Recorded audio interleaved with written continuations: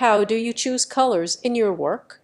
I like to work with color palettes, and since I'm not creative enough to just randomly choose colors, I use Adobe's color palette generator. I try to choose pretty colors that have contrast, and I take a screenshot of the palette with the color codes. I save this screenshot in my working directory for easy reference.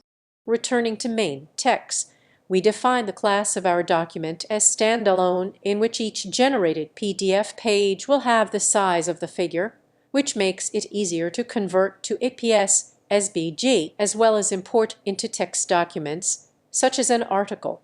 In addition, we load the TTS library, which does all the magic, and we define a one border. You are free to change this. Then we move on to the stage of loading the necessary packages. We import the most advanced color package XColor and a few more for more advanced calculations such as trigonometry.